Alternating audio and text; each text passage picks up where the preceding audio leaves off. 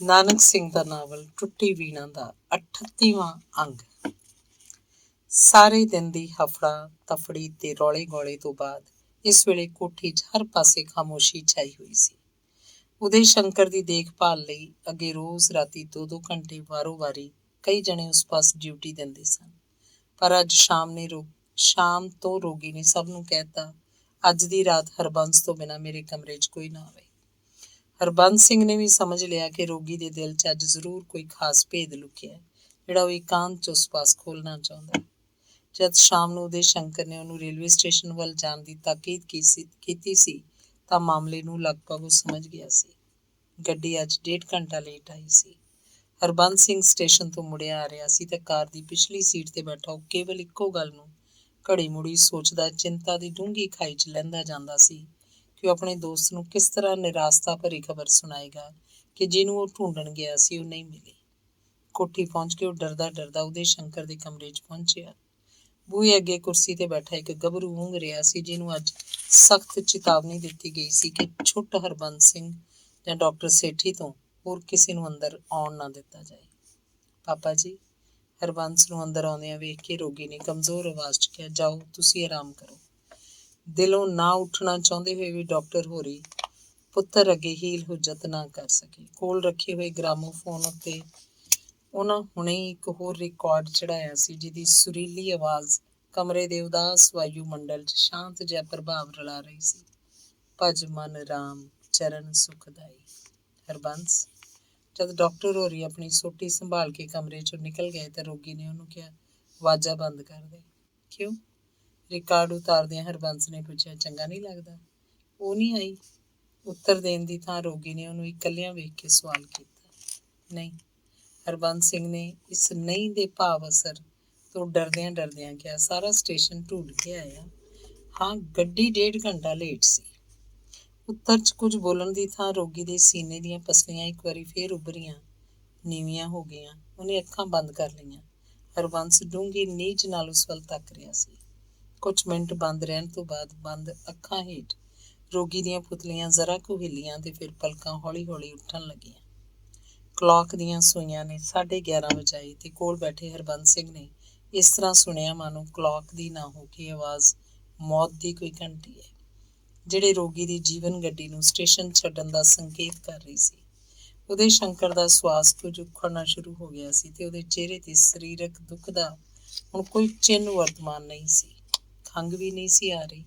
ਉਹਦੇ ਪੀਲੇ ਚਿਹਰੇ ਤੇ ਇਸ ਵੇਲੇ ਮੌਤ ਦੀ ਇੱਕ ਸ਼ਾਂਤ ਜਿਹੀ ਛਾਇਆ ਪਸਰਦੀ ਜਾ ਰਹੀ ਸੀ। ਰੋਗੀ ਦੀ ਜ਼ੁਬਾਨ, ਜਿਹੜੀ ਹੁਣ ਤੋਂ ਪਹਿਲਾਂ ਥਿੜਕ ਥਿੜਕ ਕੇ ਬੋਲਦੀ ਸੀ, ਹਰਬੰਸ ਸਿੰਘ ਨੂੰ ਸਪਸ਼ਟਤਾ ਨਾਲ ਬੋਲਦੀ ਸੁਣਾਈ ਦਿੱਤੀ। ਜਦ ਉਹਨੇ ਸੁਣਿਆ ਹਰਬੰਸ, ਉਹ ਰੋਗੀ ਤੇ ਝੁਕ ਗਿਆ। ਪ੍ਰਤਿਮਾ ਕਿਉਂ ਨਹੀਂ ਆਈ? ਮੈਨੂੰ ਅਫਸੋਸ ਹੈ ਉਹਦੇ। ਖੈਰ ਕੋਈ ਗੱਲ ਨਹੀਂ। ਵਿਚਾਰੀ ਪਰਾਧੀਨ ਜੋ ਸੀ ਤੇ ਜ਼ਰਾ ਕੁ ਚੁੱਪ ਹੋ ਜਾਣ ਤੋਂ ਬਾਅਦ ਫੇਰ ਬੋਲਿਆ, ਹਰਬੰਸ, ਮੇਰੀ ਨਬਜ਼ ਵੇਖਾਂ ਜ਼ਰਾ। ਹਰਬੰਸ ਸਿੰਘ ਨੇ ਨਬਜ਼ ਵੇਖ ਕੇ ਕਿਹਾ, ਠੀਕ ਹੈ ਉਹਦੇ। ਪਰ ਉਹਦੇ ਨੇ ਆਪਣੇ ਸਵਾਲ ਦਾ ਅਸਲੀ ਜਵਾਬ ਸ਼ਾਇਦ ਦੋਸਤੀ ਦੀ ਜ਼ੁਬਾਨ 'ਚੋਂ ਨਹੀਂ, ਉਹਦੀਆਂ ਅੱਖਾਂ 'ਚੋਂ ਪੜ੍ਹ ਲਿਆ। ਹਰਬੰਸ, ਮੇਰਾ ਇੱਕ ਸੁਨੇਹਾ ਪਹੁੰਚਾ ਦੇਂਗਾ? ਕਿਹੋ ਜਿਹੀਆਂ ਗੱਲਾਂ ਕਰਦਾ ਉਹਦੇ? ਤੂੰ ਠੀਕ ਹੋ ਜਾਏਗਾ ਡੀਅਰ। ਵੇਖ ਇਸ ਵੇਲੇ ਤੂੰ ਕਿੰਨਾ ਤੰਦਰੁਸਤਾਂ ਵਾਂਗ ਬੋਲ ਰਿਹਾ। ਤਿਫਲ ਤਸੱਲੀਆਂ ਦੇਣ ਦਾ ਹੁਣ ਕੋਈ ਫਾਇਦਾ ਨਹੀਂ। ਹਰਬੰਸ, ਮੇਰੀ ਗੱਲ ਧਿਆਨ ਨਾਲ ਸੁਣ। ਰੋਗੀ ਨੇ ਫੇਰ ਕਹਿਣਾ ਸ਼ੁਰੂ ਕੀਤਾ, ਵੇਖ, ਮੈਂ ਆਪਣੀ ਜ਼ਿੰਦਗੀ 'ਚ ਸਿਰਫ ਇੱਕੋ ਨੂੰ ਪਿਆਰ ਕੀਤਾ ਸੀ, ਪਰ ਤੇ ਬੋਲਦਾ ਬੋਲਦਾ ਇਸ ਤਰ੍ਹਾਂ ਚੁੱਪ ਹੋ ਗਿਆ ਜਿਵੇਂ ਕਿਸੇ ਹੋਰ ਚੀਜ਼ ਨੇ ਉਹਦਾ ਧਿਆਨ ਖਿੱਚ ਲਿਆ ਹੋਵੇ। ਹਾਂ, ਹਰਬੰਸ ਸਿੰਘ ਬੋਲਿਆ। ਚੁੱਪ ਕਿਉਂ ਹੋ ਗਿਆ? ਉਹਦੇ ਜੋ ਕੁਝ ਕਹਿਣਾ ਹੀ ਨਿਸੰਗ ਹੋ ਕੇ ਆਖ ਦੇ। ਮੈਂ ਤੇਰਾ ਹਰ ਇੱਕ ਹੁਕਮ ਵਿੱਚੋਂ ਹੀ ਉਦੈ ਸ਼ੰਕਰ ਦੇ ਇਸ਼ਾਰੇ ਨਾਲ ਉਹਨੂੰ ਰੋਕਦਾ ਬੋਲਿਆ, ਚੁੱਪ ਚੁੱਪ। ਕਿਉਂ, ਕੀ ਗੱਲ ਹੈ? ਹਰਬੰਸ ਸਿੰਘ ਨੇ ਪੁੱਛਿਆ। ਪਰ ਉਦੈ ਸ਼ੰਕਰ ਆਪਣੀਆਂ ਸਿਥਿਲ ਹੁੰਦੀਆਂ ਜਾ ਰਹੀਆਂ ਸ਼ਕਤੀਆਂ ਨੂੰ ਕੰਨਾਂ ਦੀ ਮਦਦ ਨਾਲ ਨੀਅਤ ਕੀਤੀ ਕੁਝ ਸੁਣਨ ਦੀ ਕੋਸ਼ਿਸ਼ ਕਰ ਰਿਹਾ ਸੀ। ਹਰਬੰਸ, ਤੈਨੂੰ ਕੁਝ?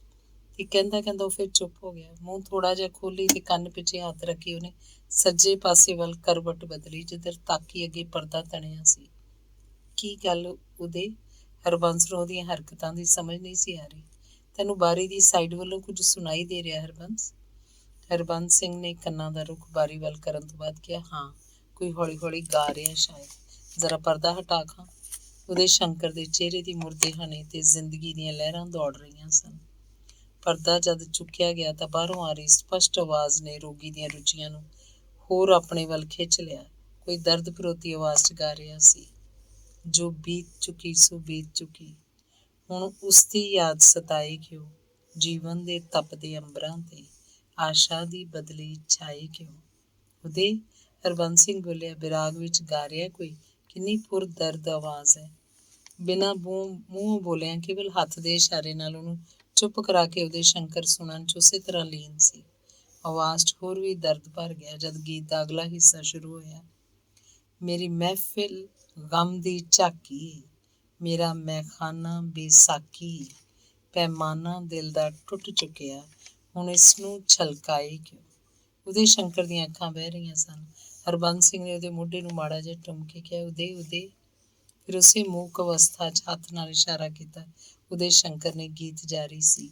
ਵੀਣਾਂ ਦੀਆਂ ਤਾਰਾਂ ਟੁੱਟ ਚੁੱਕੀਆਂ, ਗੀਤਾਂ ਦੀਆਂ ਆਸਾਂ ਮੁੱਕ ਚੁੱਕੀਆਂ, ਇਸ ਉਖੜੀ ਪੁਖੜੀ ਨੂੰ ਕੋਈ ਨਾਜ਼ਾਂ ਨਾਲ ਵਜਾਏ ਕਿਉਂ।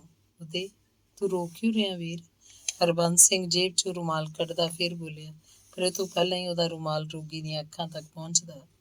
ਹੱਥ ਦੇ ਇਸ਼ਾਰੇ ਨੇ ਇੱਕ ਵਾਰੀ ਫਿਰ ਹਰਬੰਸ ਦੇ ਹੱਥ ਦੇ ਜ਼ਬਾਨ ਨੂੰ ਬੇਹਰਕਤ ਕਰ ਦਿੱਤਾ। ਗੀਤ ਜਿਹਦੀ ਆਵਾਜ਼ ਹੁਣ ਕਾਫੀ ਉੱਚੀ ਹੋ ਚੁੱਕੀ ਸੀ, ਬਰਾਬਰ ਜਾਰੀ ਸੀ। ਖਾਬਾਂ ਦੇ ਮਹੱਲੇ ਮਿਸਮਾਰ ਹੋਏ, ਸਦਰਾਂ ਦੇ ਚਮਨ ਪੁਰਖਾਰ ਹੋਈ, ਇਹ ਬਰਬਾਦੀ ਦੇ ਖੰਡਰ ਤੇ ਕੋਈ ਪ੍ਰੀਤ ਤਰਾਨੇ ਗਾਏ ਕਿਉਂ। ਹਰਬੰਸ ਸਿੰਘ ਦਾ ਰੁਮਾਲ ਵਾਲਾ ਹੱਥ ਇੱਕ ਵਾਰੀ ਫਿਰ ਮੰਜੇ ਵੱਲ ਵਧਿਆ, ਰੁਕ ਗਿਆ। ਰੋਗੀ ਦੇ ਅਥਰੂਆਂ 'ਚੋਂ ਕਿਸੇ ਵੇਲੇ ਉਸੇ ਤਰ੍ਹਾਂ ਇੱਕ ਮੱਧਮ ਜਿਹੇ ਹਟਕੋਰੇ ਦੀ ਆਵਾਜ਼ ਸੁਣਾਈ ਦਿੰਦੀ, ਜਿਕਣ ਬਲ ਰਹੀ ਚਿਖਾ 'ਚੋਂ ਅੱਗ ਦਾ ਪਟਾਕਾ ਕਿਸੇ ਵੇਲੇ ਤਿੜਕ ਉੱਠਦਾ ਹੈ। ਗੀਤ ਅੱਗੇ ਉਸੇ ਨਿਰੰਤਰ ਢੰਗ ਨਾਲ ਗਾਇਆ ਜਾ ਰਿਹਾ ਸੀ। ਜਿੱਥੇ ਦਿਲ ਦੀ ਦੁਨੀਆ ਦਫਨ ਹੋਈ, ਜਿੱਥੇ ਲਾਸ਼ ਕੋਈ ਬੇਕਫਨ ਹੋਈ, ਉਸ ਅਰਮਾਨਾਂ ਦੀ ਕਬਰ ਉੱਤੇ ਕੋਈ ਆ ਕੇ ਦੀਪ ਜਗਾਏ ਕਿਉਂ। ਜੋ ਬੀਤ ਚੁੱਕੀ ਸੋ ਬੀਤ ਚੁੱਕੀ, ਹੁਣ ਉਸ ਦੀ ਯਾਦ ਸਤਾਏ ਕਿਉਂ।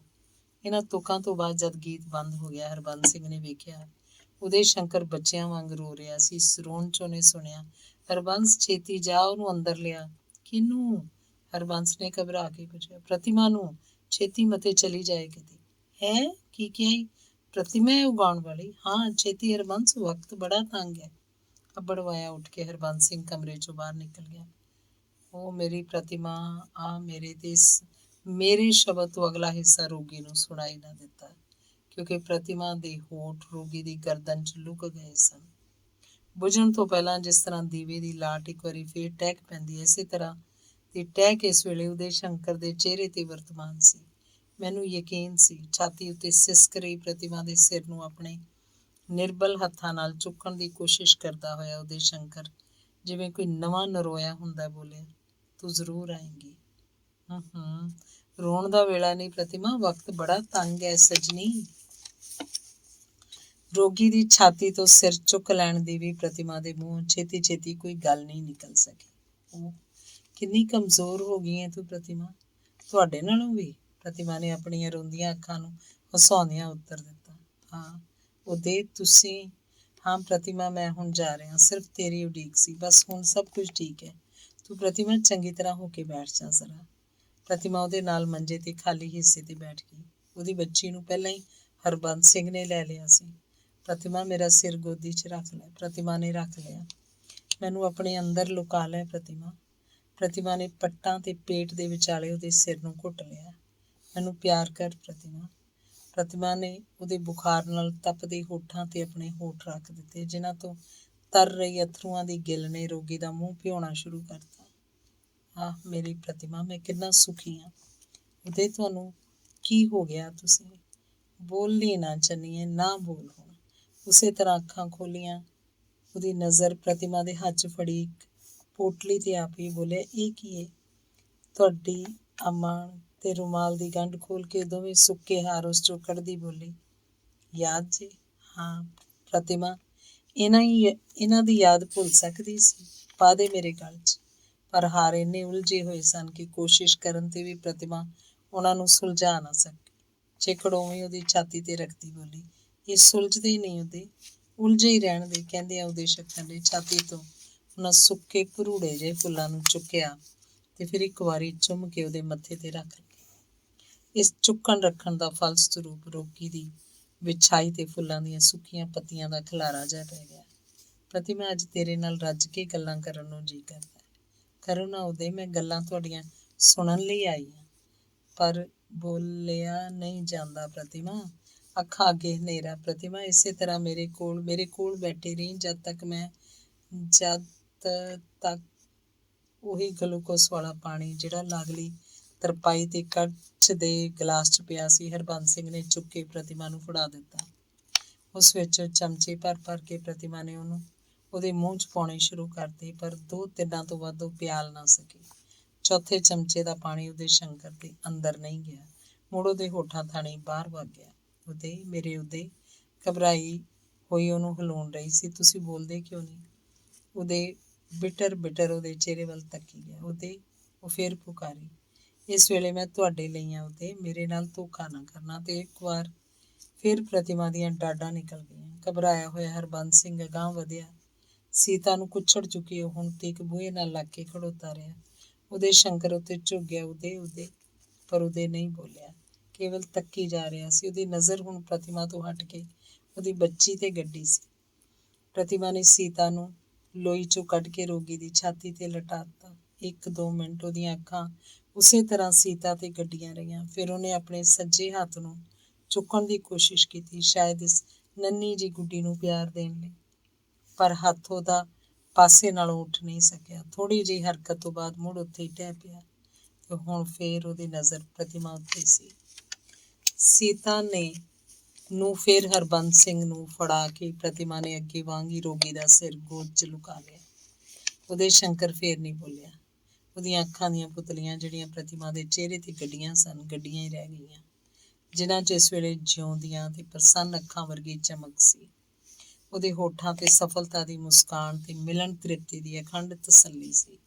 ਪ੍ਰਤਿਮਾ ਦੀ ਗੋਦ 'ਚ ਰੱਖਿਆ ਹੋਇਆ ਉਹਦਾ ਸਿਰ ਇੱਕ ਪਾਸੇ ਉਲਰ ਗਿਆ। ਇਹਨੂੰ ਲਿਟਾ ਦਿਓ ਭੈਣ ਜੀ, ਹਰਬੰਸ ਸਿੰਘ ਨੇ ਅੱਖਾਂ ਪੂੰਝਦਿਆਂ ਕਿਹਾ। ਪ੍ਰਤਿਮਾ ਨੇ ਨਹੀਂ ਲਿਟਾਇਆ। ਹਰਬੰਸ ਸਿੰਘ ਨੇ ਉਂਗਲ ਦੇ ਪੋਟੇ ਨਾਲ ਰੋਗੀ ਦੀਆਂ ਅੱਖਾਂ ਦੇ ਛੱਪਰ ਮੇਲ ਦਿੱਤੇ। ਪ੍ਰਤਿਮਾ ਨੇ ਆਹ ਦਾ ਨਾਅਰਾ ਮਾਰਿਆ।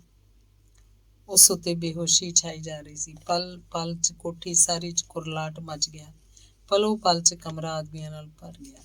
ਦਿਨ ਚੜੇ ਪ੍ਰਤਿਮਾ ਜਦ ਸੰਭਲੀ ਤਾਂ ਉਹਨੇ ਆਪਣੇ ਆਪ ਨੂੰ ਕਮਰੇ ਤੋਂ ਬਾਹਰ ਵੇਖਿਆ। ਕੋਠੀ ਦੇ ਵਿਹੜੇ 'ਚ ਬਹੁਤ ਸਾਰੀ ਭੀੜ 'ਚ ਘਿਰੀ ਹੋਈ ਉਹ ਸੁਣ ਰਹੀ ਸੀ। ਕੱਢੋ ਇਸ ਨਾਮੁਰਾਦ ਕੰਜਰੀ ਨੂੰ, ਕਿੱਥੋਂ ਆ ਵੜੀ ਇਹ? ਵਿਚਾਰੇ ਦੀ ਮੌਤ ਬਣ ਗਈ, ਅਖੀਰ ਜਾਨ ਲੈ ਕੇ ਛੱਡੀ ਸੂ ਵਿਚਾਰੇ ਦੀ। ਤੇਰਾ ਬੁਰਾ ਹੋਵੇ ਪਾਪਣੇ, ਪੁਲਿਸ ਦੇ ਹਵਾਲੇ ਕਿਉਂ ਨਹੀਂ ਕਰ ਦਿੰਦੇ? ਦਫਾ ਹੋ ਜਾ। ਇਹ ਕਿਹੜੇ ਰਸਤਿਓਂ? ਜਾ ਕੰਜਰੀਏ, ਕਿਸੇ ਚੁਬਾਰੇ ਨੂੰ ਭਾਗ ਲਾ ਜਾ ਕੇ। ਤੇ ਫਿਰ ਉਹਨੇ ਵੇਖਿਆ ਉਹੀ ਨੌਜਵਾਨ ਹਰਬੰਸ ਸਿੰਘ ਉਸ ਨਾਲ ਸੀ, ਜਿਹਨੇ ਸੀਤਾ ਨੂੰ ਮੋਢੇ ਨਾਲ ਲਾਇਆ ਸੀ। ਭੀੜ 'ਚੋਂ ਬਚਾਉਂਦਾ ਹੋਇਆ ਜਦ ਹਰਬੰਸ ਸਿੰਘ ਉਹਨੂੰ ਲੈ ਕੇ ਕੋਠੀ ਤੋਂ ਬਾਹਰ ਨਿਕਲਿਆ ਤਾਂ ਘਬਰਾਇਆ ਹੋਇਆ ਬੋਲਿਆ, ਮਾਫ਼ ਕਰਨਾ ਭੈਣ ਜੀ, ਇੱਥੇ ਰਹਿਣਾ ਹੁਣ ਤੁਹਾਡੇ ਲਈ ਖਤਰੇ ਤੋਂ ਖਾਲੀ ਨਹੀਂ। ਦੱਸੋ ਤੁਹਾਨੂੰ ਕਿੱਥੇ ਪਹੁੰਚਾ ਦਿਆਂ? ਕਸੂਰ ਵਾਲੇ ਅੱਡੇ ਤੇ, ਉਸੇ ਬਦੇਵਾਸੀ ਦੀ ਹਾਲਤ ਵਿੱਚ ਗਿਆ ਤੇ ਫਿਰ ਉਹਦੇ ਮਗਰ ਤੁਰ ਪਈ। ਟਾਂਗਾ ਕਰਕੇ ਦੋਵੇਂ ਬੈਠ ਗਏ। ਸਾਰੇ ਰਾਹ ਪ੍ਰਤਿਮਾ ਪੱਥਰ ਦਾ ਪੱਥਰ ਹੋਈ ਰਹੀ। ਜਦੋਂ ਅੱਡੇ ਤੇ ਪਹੁੰਚੀ ਤਾਂ ਇੱਕ ਵਾਰੀ ਫੇਰ ਉਹਦੀਆਂ ਲੱਤਾਂ ਇੰਨੀ ਜ਼ੋਰ ਦੀ ਲੜਖੜਾਈਆਂ ਕਿ ਧੈਂ ਕਰਦੀ ਜ਼ਮੀਨ ਤੇ ਡਿੱਗ ਪਈ, ਪਰ ਬੇਹੋਸ਼ ਨਹੀਂ ਹੋਈ। ਹਰਬੰਸ ਸਿੰਘ ਨੇ ਉਹਨੂੰ ਸੰਭਾਲ ਲਿਆ। ਇਸ ਤੋਂ ਬਾਅਦ ਉਹਨੂੰ ਨਾ ਮਾਤਰ ਹੀ ਹੋਸ਼ ਸੀ। ਜਦ ਕੋਈ ਉਹਨੂੰ ਮੋਟਰ ਤੇ ਚੜਾ ਕੇ ਮੁੜ ਗਿਆ ਤੇ ਜਦ ਮੋਟਰ ਨੇ ਅੱਡਾ ਛੱਡਿਆ ਤਾਂ ਇਸ ਵੇਲੇ ਉਹਨੂੰ ਹੋਸ਼ ਸੀ ਤਾਂ ਕੇਵਲ ਸੀਤਾ ਨੂੰ ਸੰਭਾਲਣ ਜੋਗੀ ਮਸੇ। ਕਿਤੇ ਸੀਤਾ ਉਸ ਪਾਸੋਂ ਡਿੱਗ ਨਾ ਪਏ, ਇਹੋ ਫਿਕਰ ਸੀ ਜਿਹਨੇ ਉਹਨੂੰ ਬੇਹੋਸ਼ੀ ਦੀ ਹਾਲਤ ਵਿੱਚ ਵੀ ਬੇਹੋਸ਼ ਨਹੀਂ ਹੋਣ ਦਿੱਤਾ। ਅੰਗ 39। ਸ਼ਹਿਰਾਂ ਦੇ ਦਰਜੀ ਤੇ ਪਿੰਡਾਂ ਦੇ ਸੁਨਿਆਰੇ, ਇਹ ਦੋਵੇਂ ਗਾਹਕਾਂ ਨੂੰ ਲਾਰੇ ਲਾਉਣ 'ਚ ਸਭ ਤੋਂ ਬਹੁਤੇ ਬਦਨਾਮ ਹਨ। ਸੁਨਿਆਰਿਆਂ ਬਾਬਤ ਤਾਂ ਕਿਸੇ ਨੇ ਠੀਕ ਹੀ ਕਿਹਾ ਕਿ ਸੁਨਿਆਰੇ ਦੇ ਲਾਰੇ ਤੇ ਵਿਆਹੇ ਵੀ ਕੁਆਰੇ। ਇਹੋ ਜਿਹੇ ਇੱਕ ਸੁਨਿਆਰੇ ਨਾਲ ਕਈਆਂ ਦਿਨਾਂ ਤੋਂ ਗੰਗਾ ਰਾਮ ਦਾ ਵਾਹ ਪਿਆ ਹੋਇਆ ਸੀ। ਨਿੱਕੀਆਂ ਨਿੱਕੀਆਂ 2 ਕੁ ਚੀਜ਼ਾਂ ਉਹਨੇ ਬਣਨੀਆਂ ਦਿੱਤੀਆਂ ਸੀ, ਜਿਨ੍ਹਾਂ ਬਦਲੇ ਰੋਜ਼ ਹੀ 1-2 ਵਾਰੀ ਉਹਨੂੰ ਸੁਨਿਆਰੇ ਦੀ ਦੁਕਾਨ ਉੱਤੇ ਜਾਣਾ ਪੈਂਦਾ ਸੀ। ਅਖੀਰ ਜਦ ਕਿਤੇ ਉਹਦਾ ਕੰਮ ਸਿਰੇ ਚੜ੍ਹਿਆ, ਜਦ ਕਿ ਤਸੀਲੇ ਨਾ ਜਾ ਕੇ ਉਹਨੇ ਅੱਧੀ ਦਿਹਾੜ ਸੁਨਿਆਰੇ ਦੇ ਸਿਰ ਤੇ ਬੈਠਿਆਂ ਬਿਤਾਈ। ਦੁਪਹਿਰੇ ਜਦੋਂ ਸੁਨਿਆਰੇ ਪਾਸੋਂ ਕੰਮ ਕਰਾ ਕੇ ਘਰ ਵੱਲ ਜਾ ਰਿਹਾ ਸੀ ਤਾਂ ਖੁਸ਼ੀ 'ਚ ਆਏ ਹੋਏ ਦੇ ਪੈਰ ਸਿੱਧੇ ਨਹੀਂ ਸੀ ਪੈਂਦੇ। ਜਿਸ ਚੀਜ਼ ਨੂੰ ਇਹ ਤੋਂ ਪਹਿਲਾਂ ਕਈ ਵਾਰ ਵੇਖ ਚੁੱਕਾ ਸੀ, ਤੁਰੇ ਜਾਂਦਿਆਂ ਇੱਕ ਵਾਰੀ ਫਿਰ ਉਹੀ ਚੀਜ਼ ਉਹਨੇ ਕੋਟ ਦੀ ਜੇਬ 'ਚੋਂ ਕੱਢੀ, ਉਹਨੂੰ ਹੱਥ 'ਚ ਫੈਲਾ ਕੇ ਸਧਰਾਈ ਨਜ਼ਰ ਨਾਲ ਵੇਖਣ ਲੱਗਾ। ਪਤਲੇ ਲਾਲ ਕਾਗਜ਼ ਉੱਤੇ ਚਮਕ ਰਿਹਾ ਛੋਟਾ ਜਿਹਾ ਲੌਕੇਟ ਤੇ ਨਿੱਕੇ ਨਿੱਕੇ ਕੜਿਆਂ ਦੀ ਇੱਕ ਜੋੜੀ ਸੀ ਇਹ। ਤੇ ਜਿਉਂ-ਜਿਉਂ ਇਹਨਾਂ ਚੀਜ਼ਾਂ ਵੱਲੋਂ ਤੱਕੀ ਜਾਂਦਾ, ਕੰਚਨ ਦੀ ਭੁੱਖ ਉਹਦੀ ਵੱਧਦੀ ਜਾਂਦੀ ਸੀ। ਘਰ ਪਹੁੰਚ ਕੇ ਉਹਨੇ ਡਿਊਟੀ ਦਾ ਬੂਹਾ ਖੋਲ੍ਹਿਆ, ਫਿਰ ਅੰਦਰ ਜਾ ਕੇ ਪਿਛਲੀ ਕੋਠੜੀ ਦਾ ਹਰ ਚੀਜ਼ ਦੀ ਲਿਸ਼ਕ-ਪੁਸ਼ਕ ਦੱਸਦੀ ਸੀ, ਜਿਵੇਂ ਇਹੀ ਘਰ ਕਿਸੇ ਦੀ ਉਡੀਕ 'ਚ ਹੈ।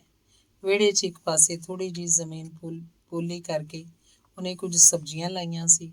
ਰੂੜੀ ਪਾ ਕੇ ਕਾਲੀਆਂ ਕੀਤੀਆਂ ਹੋਈਆਂ ਕਿਆਰੀਆਂ 'ਚੋਂ ਉੱਗੀਆਂ ਹੋਈਆਂ ਮੂਲੀਆਂ ਦੇ ਪਤਲੇ-ਪਤਲੇ ਚਿੱਟੇ ਮੁੱਢ ਕਿਸੇ ਸੁੰਦਰੀ ਦੇ ਲੱਕ ਵਰਗਾ ਨਜ਼ਾਰਾ ਪੇਸ਼ ਕਰ ਰਹੇ ਸਨ। ਛਾਪਿਆਂ ਉੱਤੇ ਫੈਲੀਆਂ ਹੋਈਆਂ ਮਟਰਾਂ ਦੀਆਂ ਲਗਰਾਂ ਨਾਲ ਲੱਗੇ ਹੋਏ ਸੈਂਕੜੇ ਚਿੱਟੇ ਫੁੱਲ ਆਪਣੀ ਸੁਹੱਪਣ ਦੀ ਨੁਮਾਇਸ਼ ਕਰ ਰਹੇ ਸਨ। ਪਿਛਲੇ ਅੰਦਰ ਵੜਨ ਤੋਂ ਪਹਿਲਾਂ ਗੰਗਾ ਰਾਮ ਨੇ ਇੱਕ ਵਾਰੀ ਉਸ ਸਬਜ਼ੀ ਉੱਤੇ ਇੱਕ ਪ੍ਰਸੰਨ ਜਿਹੀ ਨਜ਼ਰ ਫੇਰੀ, ਫਿਰ ਅੰਦਰ ਜਾ ਕੇ ਜੇਬ 'ਚੋਂ ਉਹੀ ਲਾਲ ਪੁੜੀ ਕੱਢੀ, ਸੰਦੂਕੜੀ 'ਚ ਰੱਖ ਦਿੱਤੀ। ਕੋਟ ਉਤਾਰ ਕੇ ਜਦੋਂ ਕਿੱਲੀ ਨਾਲ ਟੰਗਣ ਲੱਗਾ ਤਾਂ ਆਪ ਮੁਹਾਰੇ ਉਹਦਾ ਹੱਥ ਅੰਦਰਲੀ ਜੇਬ 'ਚੋਂ ਕੁਝ ਟਟੋਲਣ ਲੱਗਾ, ਫਿਰ ਵਿੱਚੋਂ ਇੱਕ ਚਿੱਠੀ ਕੱਢ ਕੇ ਉਹਦੀਆਂ ਤਹਿਆਂ ਖੋਲ੍ਹ ਕੇ ਖੜਾ ਪੜ੍ਹਨ ਲੱਗਾ।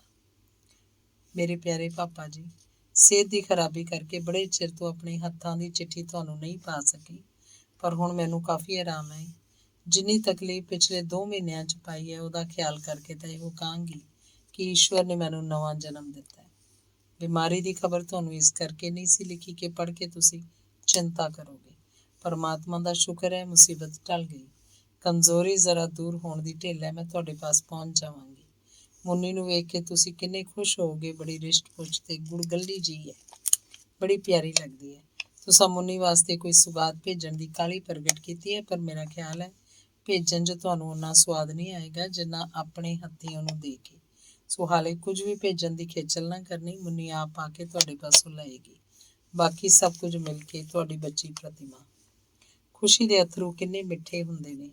ਜਿਸ ਸਵਾਦ ਨੂੰ ਮਾਣਨ ਦਾ ਮੌਕਾ ਗੰਗਾ ਰਾਮ ਨੂੰ ਆਪਣੀ ਜ਼ਿੰਦਗੀ 'ਚ ਸ਼ਾਇਦ ਪਹਿਲੀ ਵਾਰੀ ਮਿਲਿਆ, ਤੇ ਇਹੋ ਕਾਰਨ ਹੈ ਕਿ ਕਈਆਂ ਦਿਨਾਂ ਤੋਂ ਦਰਜਨਾਂ ਵਾਰੀ ਇਸ ਚਿੱਠੀ ਨੂੰ ਉਹ ਪੜ੍ਹ ਚੁੱਕਾ। ਮੁੜ ਉਹਨੂੰ ਖੋਲ ਬਹਿੰਦਾ ਹੈ। ਹਰ ਵਾਰੀ ਪੜ੍ਹ ਚੁੱਕਣ ਤੋਂ ਬਾਅਦ ਉਹਦੀਆਂ ਅੱਖਾਂ ਵਿੱਚ ਨਮੀ ਆ ਜਾਂਦੀ ਹੈ। ਇਹੋ ਸਨ ਖੁਸ਼ੀ ਦੇ ਮਧੁਰ ਹੰਝੂ, ਤੇ ਹਰ ਵਾਰੀ ਚਿੱਠੀ ਪੜ੍ਹ ਚੁੱਕਣ ਤੋਂ ਬਾਅਦ ਉਹਨੂੰ ਆਪਣੇ ਇਸ ਪਾਗਲਪਨ ਤੇ ਹਾਸਾ ਆਉਂਦਾ ਹੈ। ਉਹ ਸੋਚਦਾ ਕੋਈ ਜੇ ਮੈਨੂੰ ਤੱਕ ਲਵੇ ਮੁੜ ਉਹਨੂੰ ਪੜ੍ਹਦਿਆਂ ਤਾਂ ਸੱਚਮੁੱਚ ਇਹ ਖਿਆਲ ਕਰੇਗਾ ਕਿ ਗੰਗਾ ਰਾਮ ਪਾਗਲ ਹੋ ਗਿਆ। ਚਿੱਠੀ ਠੱਪ ਕੇ ਉਹਨੇ ਮੁੜ ਅੰਦਰਲੀ ਜੇਬ 'ਚ ਪਾ ਲਈ। ਕੋਟ ਨੂੰ ਲਾ ਕੇ ਕਿੱਲੀ ਨਾਲ ਟੰਗਣ ਹੀ ਲੱਗਾ ਸੀ, ਬਾਹਰੋਂ ਆਵਾਜ਼ ਪਈ, ਮੁਨਸ਼ੀ ਜੀ, ਨਾਲ ਹੀ ਬਹੁਤ ਸਾਰੇ ਆਦਮੀਆਂ ਤੀਵੀਆਂ ਦਾ ਰੌਲਾ। ਜਿਉਂ ਹੀ ਬਾਹਰ ਨਿਕਲ ਕੇ ਉਹਨੇ ਵਿਹੜੇ 'ਚ ਇਕੱਠੀ ਹੁੰਦੀ ਜਾ ਰਹੀ ਭੀੜ ਵੱਲ ਤੱਕਿਆ, ਧੱਕ ਕਰਕੇ ਰਹਿ ਗਿਆ ਉਹਦਾ ਦਿਲ। 2 ਤੀਵੀਆਂ ਨੇ ਕਿਸੇ ਮੁਟਿਆਰ ਨੂੰ ਦੋਹਾਂ ਮੋਢਿਆਂ ਤੋਂ ਥੰਮਿਆ ਸੀ। ਪ੍ਰਤਿਮਾ, ਆਵਾਜ਼ ਦੇ ਨਾਲ ਗੰਗਾ ਰਾਮ ਪ੍ਰਤਿਮਾ ਵੱਲ ਭੱਜਿਆ, ਜਿਹੜੀ ਅਰਧ ਚੇਤਨਾ ਦੀ ਹਾਲਤ ਵਿੱਚ ਸੁੱਟੀ ਭੀੜ ਵਿੱਚ ਘਿਰੀ ਹੋਈ ਸੀ, ਤੇ ਜਿਉਂ ਹੀ ਡਿੱਗਣ ਲੱਗੀ ਪ੍ਰਤਿਮਾ ਨੂੰ ਉਸੇ ਜੱਫੀ 'ਚ ਸੰਭਾਲਿਆ ਕਿ ਲਾਗਿਓਂ ਇੱਕ ਬੁੱਢੀ ਅਗਾਂਹ ਹੋਈ ਤੇ ਫਿਰ ਲੋਈ 'ਚ ਲਪੇਟੀ ਹੋਈ ਕੋਈ ਚੀਜ਼ ਉਸ ਵੱਲ ਕਰਦੀ ਬੋਲੀ, ਲੈ ਇਹਨੂੰ ਵੀ ਸਾਂਭ ਲੈ ਮੁਨਸ਼ੀ।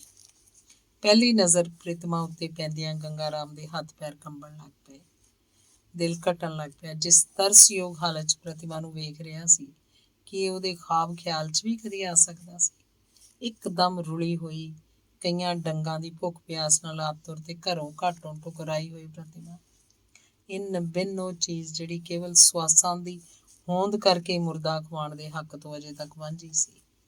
ਵਿਹੜੇ ਦੀ ਸਾਰੀ ਭੀੜ ਅੰਦਰ ਆ ਪਹੁੰਚੀ ਜਦ ਪ੍ਰਤਿਮਾ ਨੂੰ ਲਿਆ ਕੇ ਉਹਨੇ ਮੰਜੇ ਤੇ ਲਟਾਇਆ। ਫਿਰ ਗੰਗਾ ਰਾਮ ਨੇ ਟੱਟੀ ਪਿਸ਼ਾਬ ਨਾਲ ਲਿਬੜੀ ਲੋਈ 'ਚੋਂ ਉਸ ਰੋ ਰਹੀ ਬੱਚੀ ਨੂੰ ਵੱਖ ਕੀਤਾ, ਪਾਂਜ ਕੇ ਪ੍ਰਤਿਮਾ ਨਾਲ ਪਾ ਦਿੱਤੀ। ਘਰ 'ਚ ਦੁੱਧ ਮੌਜੂਦ ਸੀ। ਗੰਗਾ ਰਾਮ ਨੇ ਝਟਪਟ ਉਹਨੂੰ ਪਤੀਲੀ 'ਚ ਪਾ ਕੇ ਚੁੱਲ੍ਹੇ ਤੇ ਰੱਖ ਦਿੱਤਾ।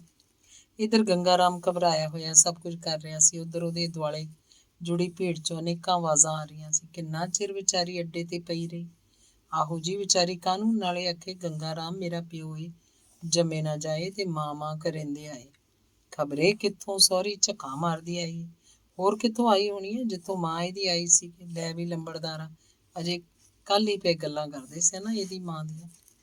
ਘਬਰਾਹਟ 'ਚ ਹਫੜਾ ਦਫੜੀ 'ਚ ਇੱਧਰ ਉੱਧਰ ਹੋਇਆ ਗੰਗਾ ਰਾਮ ਇਹਨਾਂ ਭਾਤੋਂ ਭਾਤੀ ਗੱਲਾਂ ਨੂੰ ਸੁਣ ਰਿਹਾ ਸੀ। ਇਹਨਾਂ ਦਾ ਉਹਦੇ ਦਿਲ ਤੇ ਜੋ ਅਸਰ ਹੋ ਰਿਹਾ ਸੀ, ਕੋਈ ਸਿੱਕਾ ਢਾਲ ਕੇ ਇਸ ਵੇਲੇ ਉਹਦੇ ਕੰਨਾਂ 'ਚ ਪਾ ਦਿੰਦਾ, ਸ਼ਾਇਦ ਉਹ ਸੁਖਾਲਾ ਹੀ ਇਹਦੇ ਸੜਨ ਨੂੰ ਸਹਾਰ ਲੈਂਦਾ। ਇਸ ਉੱਤੇ ਮੁਸੀਬਤ ਇਹ ਕਿ ਉਸ ਨੰਨੀ ਬੱਚੀ ਇਸ ਵੇਲੇ ਇੱਕੋ ਸਾਹ ਰੋਈ ਜਾ ਰਹੀ ਸੀ, ਸ਼ਾਇਦ ਭੁੱਖੀ ਹੋਣ ਕਰਕੇ, ਤੇ ਇੱਧਰ ਪ੍ਰਤਿਮਾ ਦੀ ਹਾਲਤ ਵਿੱਚ ਕੋਈ ਫਰਕ ਨਹੀਂ ਸੀ ਪਿਆ। ਗੰਗਾ ਰਾਮ ਜੇ ਖੰਡ ਵਾਲਾ ਡੱਬਾ ਢੂੰਡਣ ਲੱਗਦਾ, ਉਹਦਾ ਪਤਾ ਨਹੀਂ ਜੇ ਚਮਚੇ ਦੀ ਭਾਲ 'ਚ ਹੱਥ ਪੈਰ ਮਾਰਦਾ ਤਾਂ ਕਿਤੇ ਨਹੀਂ ਸੀ, ਜਿਹੜਾ ਸ਼ਾਇਦ ਭੀੜ ਦੇ ਪੈਰਾਂ ਹੇਠ ਆ ਕੇ ਕਿਤੇ ਰੁਲ ਗਿਆ ਸੀ। ਜੇ ਅੱਗ ਬਾਲਣ ਲਈ ਤੀਲਾਂ ਵਾਲੀ ਡੱਬੀ ਢੂੰਡਣ ਲੱਗਦਾ ਤਾਂ ਲੰਘਣ ਨੂੰ ਰਸਤਾ ਕੋਈ ਨਹੀਂ ਸੀ। ਛੇੜ-ਛਾੜ ਤੇ ਬੋਲੀ ਠੇਲੀ ਆਪਣੀਆਂ ਹੱਦਾਂ ਦਾ ਅਗਾਂਹ ਲੰਘਦੀ ਜਾ ਰਹੀ। ਹੁਣ ਕਈਆਂ ਨੇ ਇੱਕ ਦੂਜੇ ਨੂੰ ਮੋਢੇ ਮਾਰ-ਮਾਰ ਕੇ ਮੰਜੇ 'ਤੇ ਪਈ ਪ੍ਰਤਿਮਾ ਵੱਲ ਤੱਕ ਕੇ ਖੰਘਣਾ ਤੇ ਮਸ਼ਕਰੀਆਂ ਕਰਨੀਆਂ ਸ਼ੁਰੂ ਕਰਤੀਆਂ। ਘਬਰਾਹਟ ਦੇ ਨਾਲ ਇੱਕ ਖਤਰਨਾਕ ਤਰ੍ਹਾਂ ਦੀ ਖਿਝ ਆ ਕੇ ਗੰਗਾ ਰਾਮ ਦੇ ਸਬਰ ਨੂੰ ਬੁਖਲਾਹਟ 'ਚ ਵਟਾ ਗਈ। ਇੱਕ ਦੋ ਵਾਰੀ ਨਜ਼ਰ ਭਰ ਕੇ ਉਹਨੇ ਇਹਨਾਂ ਲੋਕਾਂ ਵੱਲ ਤੱਕਿਆ। ਸਭ ਉਹਨੂੰ ਰਾਕਸ਼ ਤੇ ਦਰਿੰਦੇ ਨਜ਼ਰ ਆਏ। ਮਨੁੱਖਤਾ ਦਾ ਚਿੰਨ੍ਹ ਮਾਤਰ ਉਹਨਾਂ 'ਚ ਨਹੀਂ ਸੀ। ਕੋਈ ਇੱਕ ਚਿਹਰਾ ਵੀ ਉਹਨਾਂ ਲਈ ਐਸਾ ਨਹੀਂ ਸੀ ਜਿਸ ਉੱਤੇ ਤਰਸ ਜਾਂ ਹਮਦਰਦੀ ਦੀ ਕੋਈ ਰੇਖਾ ਹੋਵੇ। ਪਹਿਲਾਂ ਸਧਾਰਨ ਢੰਗ ਨਾਲ ਤੇ ਫਿਰ ਹੱਥ ਜੋੜ ਕੇ ਉਹਨੇ ਲੋਕਾਂ ਨੂੰ ਚਲੇ ਜਾਣ ਲਈ ਕਿਹਾ, ਪਰ ਇਸ ਸੁਆਦਲੇ ਤਮਾਸ਼ੇ ਨੂੰ ਛੱਡ ਕੇ ਜਾਣ ਦੀ ਮੂਰਖਤਾ ਕੋਈ ਕਿਉਂ ਕਰਦਾ? ਜਦ ਗੰਗਾ ਰਾਮ ਨੇ ਮਿੰਨਤ ਸਮਾਜਤ ਦਾ ਕੋਈ ਅਸਰ ਨਾ ਵੇਖਿਆ ਤਾਂ ਗੁੱਸੇ ਨੇ ਉਹਨੂੰ ਇੱਕਦਮ ਪਾਗਲ ਬਣਾ ਦਿੱਤਾ ਤੇ ਉਹਦਾ ਇਹ ਪਾਗਲਪਣਾ ਇਹਨਾਂ ਵਾਕਾਂ ਦੁਆਰਾ ਉਹਦੇ ਅੰਦਰੋਂ ਉਬਲ ਕੇ ਬਾਹਰ ਨਿਕਲਣਾ ਸ਼ੁਰੂ ਹੋ ਗਿਆ। ਨਿਕਲ ਜਾਓ ਸਾਰੇ ਮੇਰੇ ਘਰ ਚੋਂ। ਕੀ ਵੇਖਦੇ ਜੇ ਇੱਥੇ ਖੜੇ? ਕੋਈ ਤਮਾਸ਼ਾ ਹੋ ਰਿਹਾ? ਜਾਓ, ਦੂਰ ਹੋ ਜਾਓ ਮੇਰੀਆਂ ਅੱਖਾਂ ਕੋਲ। ਤੁਸੀਂ ਆਦਮੀ ਨਹੀਂ, ਹੈਵਾਨ ਹੋ ਸਾਰੇ। ਇੱਧਰ ਸਾਡੀ ਜਾਨ ਨੂੰ ਬਣੀ ਹੋਈ ਹੈ ਤੇ ਤੁਸੀਂ ਸਾਰੇ ਟਿਚਕਰਾਂ ਕਰ ਕਰਕੇ ਮੇਰੀ ਫੱਟਾਂ ਤੇ ਲੂਣ ਪਾ ਰਹੇ ਹੋ। ਫਟਕਾਰ ਖਾ ਕੇ ਲੋਕਾਂ ਨੇ ਹੌਲੀ-ਹੌਲੀ ਖਿਸਕਣਾ ਸ਼ੁਰੂ ਕਰ ਦਿੱਤਾ, ਪਰ ਚੁੱਪ-ਚੁਪੀਤੇ ਹੀ ਨਹੀਂ ਨਿਕਲ ਗਏ। ਕਈਆਂ ਦੀਆਂ ਜ਼ੁਬਾਨਾਂ ਚੱਲਣੀਆਂ ਸ਼ੁਰੂ ਹੋ ਗਈਆਂ। ਚੱਲ ਓਏ ਕਾਨਿਆ, ਅਸਾਂ ਕੀ ਲੈਣਾ ਇੱਥੇ ਖਲੋ ਕੇ?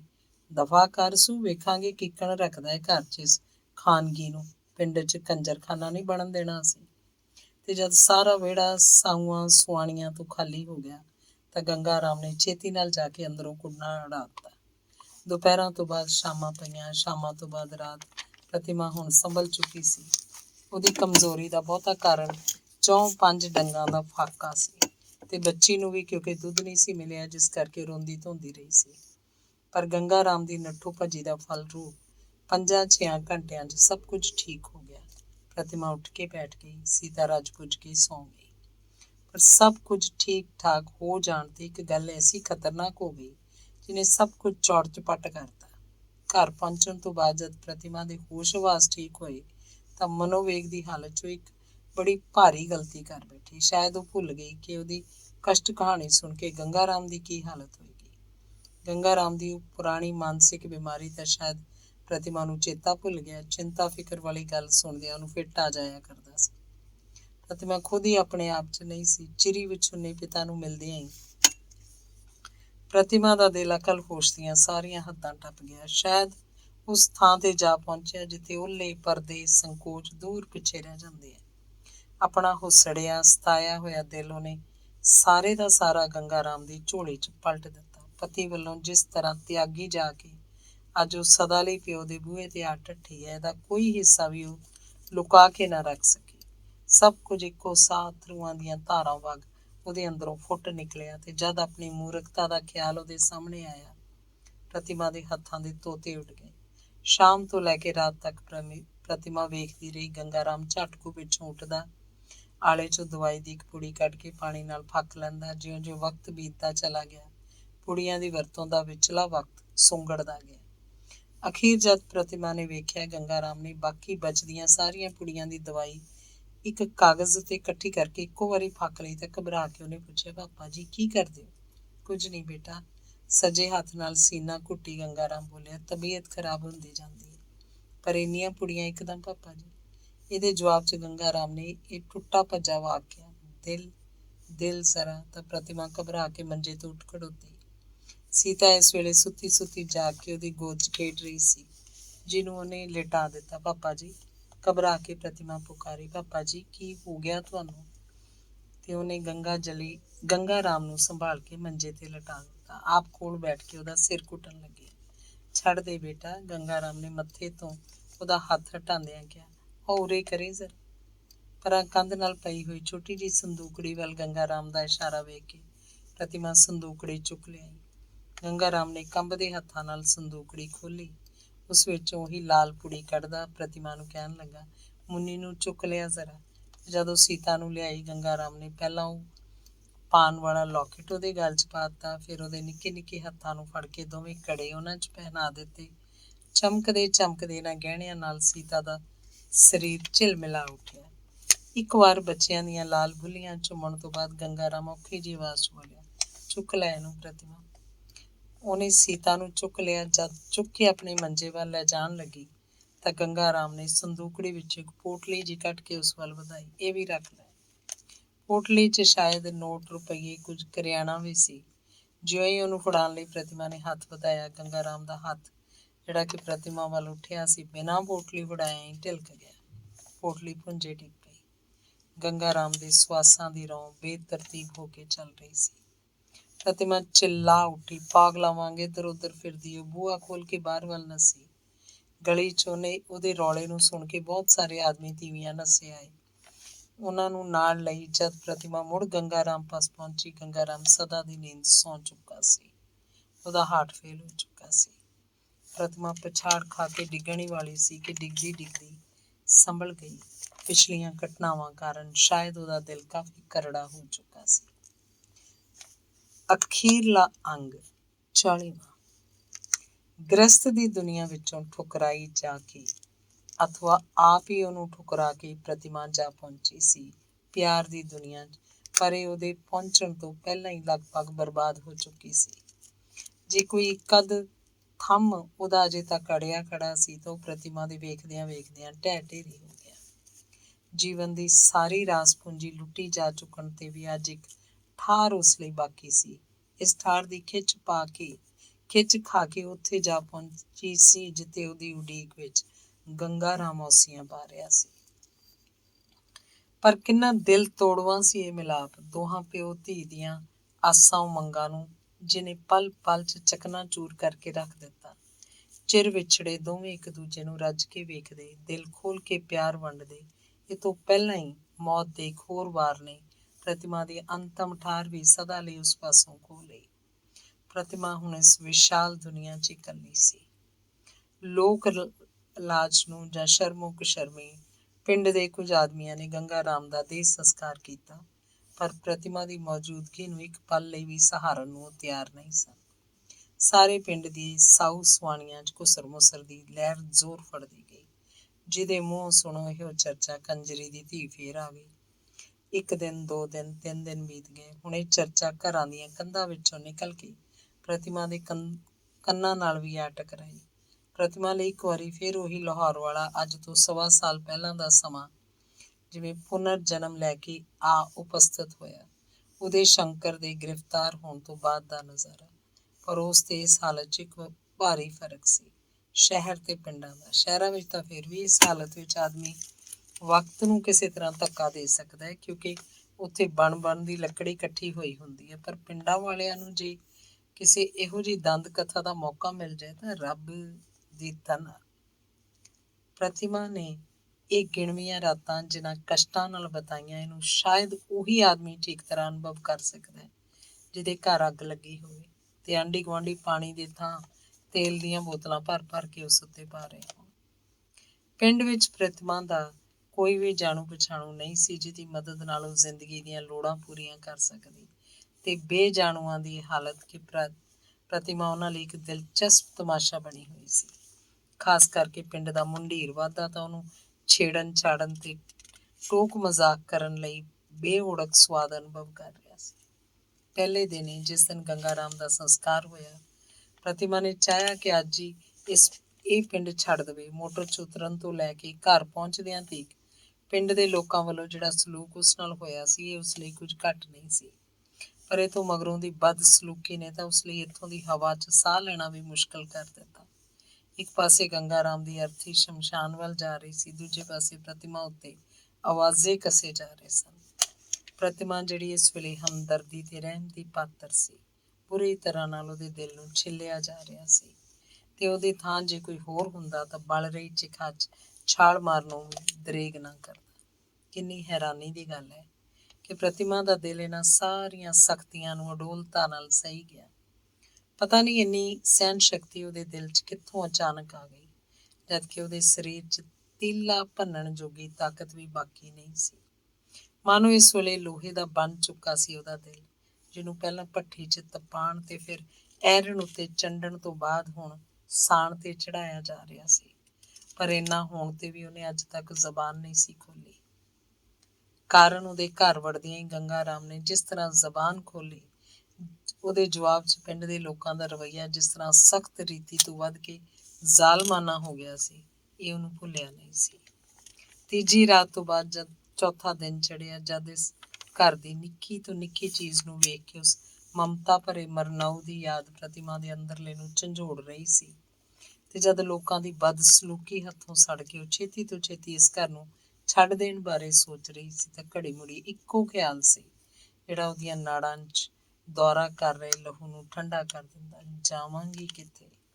ਉਹਨੇ ਇੱਕ ਲੰਮੇਰੀ ਨਜ਼ਰ ਉਸ ਲੰਮੀ ਚੌੜੀ ਦੁਨੀਆ ਤੇ ਫੈਲਾ ਕੇ ਤੱਕਿਆ। ਕੋਈ ਠਾਹਰ, ਕੋਈ ਟਿਕਾਣਾ ਕਿਤੇ ਵੀ ਉਹਨੂੰ ਨਜ਼ਰ ਨਾ ਆਇਆ। ਸੋਚਦਿਆਂ ਸੋਚਦਿਆਂ ਉਹਨੂੰ ਅੱਜ ਫੇਰ ਆਪਣੀ ਮਾਂ ਦੀ ਯਾਦ ਆਈ, ਜਿਹਦੇ ਨਾਲ ਹੀ ਉਹਦੀਆਂ ਮੌਜੂਦਾ ਔਕੜਾਂ ਦਾ ਹੱਲ ਵੀ ਉਹਦੇ ਆਉਂਦਿਆਂ ਹੀ ਉਹਦੀ ਦੁਨੀਆ ਬਦਲ ਕੇ, ਜਾਂ ਇਉਂ ਸਮਝੋ ਜਾਂ ਸਿਮਟ ਕੇ ਇੱਕ ਨਹਿਰ ਜਿੰਨੀ ਰਹਿ ਗਈ, ਛਾਂ ਛਾਂ ਕਰਕੇ ਵਹਿੰਦੀ ਹੋਈ ਇੱਕ ਨਹਿਰ ਜਿੰਨੀ। ਤੇ ਉਹਨੂੰ ਤਸੱਲੀ ਤੇ ਸਾਹ ਆਇਆ, ਬਸ ਠੀਕ ਹੈ, ਮੈਂ ਮਾਂ ਦੀਆਂ ਪੈੜਾਂ ਤੇ ਚੱਲਾਂਗੀ, ਇੱਕੋ ਛਾਲ ਤੇ ਸਦਾ ਲਈ ਦੁੱਖਾਂ ਤੋਂ ਛੁਟਕਾਰਾ। ਪਰ ਜਿਉਂ ਹੀ ਗੋਦੀ 'ਚ ਦੁੱਧ ਚੁੰਘ ਰਹੀ ਸੀਤਾ ਤੇ ਉਹਦੀ ਨਜ਼ਰ ਪਈ ਕਿ ਉਹਦੀ ਉਹੀ ਸਿਮਟੀ ਦੁਨੀਆ ਇੱਕ ਵਾਰੀ ਫੇਰ ਫੈਲਣ ਲੱਗੀ, ਤੇ ਉਹਦਾ ਦਿਲ ਕਿਸੇ ਗੈਬੀ ਤਾਕਤ ਦੇ ਆਧਾਰ ਤੇ ਬੋਲ ਉੱਠਿਆ, ਨਾ ਨਾ, ਇਹ ਕਦੇ ਨਹੀਂ ਹੋਏਗਾ ਸੀਤਾ। ਕੀ ਇਸ ਨਿਰਦਈ ਦੁਨੀਆ ਦੇ ਰਹਿਮ ਤੇ ਤੈਨੂੰ ਛੱਡ ਕੇ ਮੈਂ ਚਲੇ ਜਾਵਾਂ? ਪ੍ਰਤਿਮਾ ਇਹਨਾਂ ਹੀ ਖਿਆਲਾਂ ਦੀਆਂ ਲਹਿਰਾਂ 'ਚ ਡੁੱਬ ਤਰ ਰਹੀ ਸੀ ਕਿ ਬਾਹਰੋਂ ਪਿੰਡ ਦੇ ਕੁਝ ਸਾਊਆਂ ਨੂੰ ਉਹਨੇ ਅੰਦਰ ਆਉਂਦੇ ਵੇਖਿਆ, ਜਿਹੜੇ ਗਿਣਤੀ 'ਚ 4 ਸਨ। ਆਉਂਦਿਆਂ ਹੀ ਪਹਿਲਾਂ ਤਾਂ ਉਹਨਾਂ ਨੇ ਪ੍ਰਤਿਮਾ ਨਾਲ ਹਮਦਰਦੀ ਪ੍ਰਗਟ ਕੀਤੀ, ਸਵਰਗਵਾਸੀ ਗੰਗਾ ਰਾਮ ਦੀ ਚੰਗਿਆਈਆਂ ਦਾ ਵਰਣਨ ਕਰਦੇ ਰਹੇ। ਹੌਲੀ ਹੌਲੀ ਉਹਨਾਂ ਆਪਣੇ ਮਤਲਬ ਦੀ ਗੱਲ ਛੇੜੀ, ਜਿਸ ਖਾਤਰ ਉਹਨਾਂ ਨੇ ਆਉਣ ਦੀ ਖੇਚਲ ਕੀਤੀ ਸੀ। ਪ੍ਰਤਿਮਾ ਨੇ ਉਹਨਾਂ ਨੂੰ ਵਿਹੜੇ 'ਚ ਮੰਜਾ ਢਾ ਦਿੱਤਾ ਤੇ ਆਪ ਉਸੇ ਤਰ੍ਹਾਂ ਸੀਤਾ ਨੂੰ ਕੁੱਛੜ ਲਈ ਦਲੀਜਾਂ 'ਚ ਬੈਠੀ ਪੂਰੇ ਧਿਆਨ ਨਾਲ ਉਹਨਾਂ ਦੀਆਂ ਗੱਲਾਂ ਸੁਣਨ ਲੱਗੀ। ਉਹਨਾਂ 'ਚੋਂ ਇੱਕ, ਜਿਹੜਾ ਉਮਰ ਦੇ ਲਿਹਾਜ਼ ਆਪਣੀਆਂ ਬਾਕੀ ਸਾਥੀਆਂ ਨਾਲ ਵਡੇਰਾ ਜਾਪਦਾ ਸੀ, ਬੋਲਿਆ, ਅੱਛਾ ਬੀਬੀ, ਮੁਨਸ਼ੀ ਵਿਚਾਰਾ ਤੇ ਆਪਣੇ ਚੰਗੀ ਨਿਭਾ ਗਿਆ, ਹੁਣ ਕੀ ਵਿਚਾਰ ਹੈ ਤੇਰਾ? ਕਿਸ ਗੱਲ ਦਾ? ਪ੍ਰਤਿਮਾ ਨੇ ਬਿਨਾਂ ਕਿਸੇ ਤਰ੍ਹਾਂ ਸੰਕੋਚ ਤੋਂ ਉਸ ਵੱਲ ਤੱਕ ਕੇ ਪੁੱਛਿਆ। ਮਤਲਬ ਇਹ, ਉਹਨੇ ਉੱਤਰ 'ਚ ਕਹਿਣਾ ਸ਼ੁਰੂ ਕੀਤਾ, ਵੀ ਅਜੇ ਕਿੰਨੇ ਕੁ ਦਿਨ ਹੋਰ ਇੱਥੇ ਰਹਿਣ ਦੀ ਸਲਾਹ ਹੈ ਤੇਰੀ? ਸੁਣ ਕੇ ਪ੍ਰਤਿਮਾ ਦੇ ਸੱਤੀ ਕੱਪੜੀ ਅੱਗ ਲੱਗ ਗਈ। ਸੋਚਣ ਲੱਗੀ ਕਿ ਇਹ ਕੌਣ ਹੁੰਦੇ ਨੇ ਮੈਥੋਂ ਇਹ ਗੱਲ ਪੁੱਛਣ ਵਾਲੇ, ਤੇ ਆਪਣੇ ਭਾਵ ਨੂੰ ਲੁਕਾ ਕੇ ਉਹਨੇ ਪੁੱਛਿਆ, ਮੈਂ ਤੁਹਾਡਾ ਮਤਲਬ ਨਹੀਂ ਸਮਝੀ। ਉਹਦਾ ਦੂਜਾ ਸਾਥੀ, ਜਿਹੜਾ ਜਵਾਨ ਤੋਂ ਛੁੱਟ ਜ਼ਰਾ ਤੇਜ਼ ਤਰਾਰ ਵੀ ਮਾਲੂਮ ਹੁੰਦਾ ਸੀ, ਬੋਲਿਆ, ਮਤਲਬ ਇਹ ਵੇ ਬੀਬੀ, ਵੀ ਤੂੰ ਜਾਣਨੀ ਹੈ ਸ਼ਹਿਰਾਂ ਦੀ ਗੱਲ ਕੁਝ ਹੋਰ ਹੁੰਦੀ ਹੈ, ਪਿੰਡਾਂ ਦੀ ਹੋਰ ਹੁੰਦੀ ਹੈ। ਸ਼ਹਿਰਾਂ ਦੀ ਤੇ ਇਹ ਗੱਲ ਹੈ ਨਾ ਵੀ ਹਰ ਤਰ੍ਹਾਂ ਚੰਗੇ ਮੰਦੇ ਦੀ ਸਮਾਈ ਉੱਥੇ ਹੋ ਜਾਂਦੀ ਹੈ, ਪਰ ਇੱਥੇ ਪਿੰਡਾਂ ਥਾਈਂ ਰਾਤਾ ਇੱਜ਼ਤ ਆਬਰੂ ਦਾ ਖਿਆਲ ਵੀ ਰੱਖਣਾ ਪੈਂਦਾ ਹਰ ਕਿਸੇ ਨੂੰ। ਪ੍ਰਤਿਮਾ ਦੇ ਪੱਲੇ ਫੇਰ ਵੀ ਕੁਝ ਨਾ ਪਿਆ, ਬੋਲੀ, ਮੈਨੂੰ ਤੁਸੀਂ ਖੋਲ ਕੇ ਦੱਸੋ ਜ਼ਰਾ। ਫੇਰ ਉਹੀ ਪਹਿਲਾਂ ਖੋਲ ਕੇ ਸੁਣ ਲੈ ਬੀਬੀ ਭਈ। ਉਹਦੀ ਗੱਲ ਨੂੰ ਵਿੱਚੋਂ ਹੀ ਟੋਕ ਕੇ ਉਹ ਦੂਜਾ ਬੋਲਿਆ, ਠਹਿਰ ਜਾ ਲੰਬੜਦਾਰਾ, ਤੂੰ ਤੇ ਪਾ ਬੈਠਾ ਲੰਮਾ ਝੇੜਾ। ਤੇ ਫਿਰ ਪ੍ਰਤਿਮਾ ਨੂੰ ਕਹਿਣ ਲੱਗਾ, 100 ਬਲਾਵਾਂ ਤੇ ਇੱਕੋ ਗੰਢ ਵਾਲੀ ਗੱਲ ਕਰਨਾ ਮੈਂ ਬੀਬੀ। ਪਹਿਲਾਂ ਇਹ ਦੱਸ ਵੀ ਤੂੰ ਉਸੇ ਤੀਵੀਂ ਦੀ ਧੀ ਹੈ ਨਾ, ਜਿਹੜੀ ਮੁੰਸ਼ੀ ਨੇ ਕਿਤੋਂ ਲਿਆਂਦੀ ਸੀ? ਹਾਂ, ਉਸੇ ਦੀ ਧੀ ਹੈ। ਕਹਿੰਦਿਆਂ ਪ੍ਰਤਿਮਾ ਦੇ ਚਿਹਰੇ ਤੇ ਕ੍ਰੋਧ ਝਲਕਣ ਲੱਗਾ। ਗੱਭਰੂ ਫੇਰ ਬੋਲਿਆ, ਪਿੰਡ ਦੀ ਪੰਚਾਇਤ ਨੇ ਭੇਜਿਆ ਬੀਬੀ ਸਾਨੂੰ ਇਸੇ ਲਈ ਤੇਰੇ ਕੋਲ। ਕਿਸ ਮਤਲਬ ਲਈ? ਪ੍ਰਤਿਮਾ ਨੇ ਤੇਜ਼ੀ ਨਾਲ ਪੁੱਛਿਆ। ਐਤਕੀ ਤੀਜਾ ਆਪਣੇ ਸਾਥੀਆਂ ਵੱਲ ਤੱਕ ਕੇ ਬੋਲਿਆ, ਮੈਨੂੰ ਤੇ ਲਿਫਾਫੇ ਵਾਲੀਆਂ ਗੱਲਾਂ ਚੰਗੀਆਂ ਨਹੀਂ ਲੱਗਦੀਆਂ। ਸਿੱਧਾ ਦੱਸ ਕਿਉਂ ਨਹੀਂ ਦਿੰਦੇ ਜਿਹੜਾ ਫੈਸਲਾ ਕੀਤਾ ਪੰਚਾਇਤ ਨੇ? ਫਿਰ ਪ੍ਰਤਿਮਾ ਨੂੰ ਕਹਿਣ ਲੱਗੀ, ਗੁੱਸਾ ਨਾ ਕਰੀ ਬੀਬੀ, ਪੰਚਾਇਤ ਨੇ ਫੈਸਲਾ ਕੀਤਾ ਵੀ ਤੂੰ ਇਸ ਪਿੰਡ 'ਚ ਨਹੀਂ ਰਹਿ ਸਕਦੀ। ਨਹੀਂ ਰਹਿ ਸਕਦੀ? ਪ੍ਰਤਿਮਾ ਦੀ ਅਣਖ ਤੜਪ ਉੱਠੀ। ਕਿਉਂ ਨਹੀਂ ਰਹਿ ਸਕਦੀ? ਮੈਂ ਆਪਣੇ ਘਰ 'ਚੋਂ ਕੌਣ ਕੱਢ ਸਕਦਾ ਮੈਨੂੰ? ਉਹੀ ਤੇਜ਼ ਗੱਭਰੂ ਬੋਲ ਉੱਠਿਆ, ਤੇਰਾ ਘਰ ਉਹ ਕਿਹੜੇ ਲੇਖੇ ਬੀਬੀ? ਤੂੰ ਕਿਤੇ ਗੰਗਾ ਰਾਮ ਦੀ ਧੀ?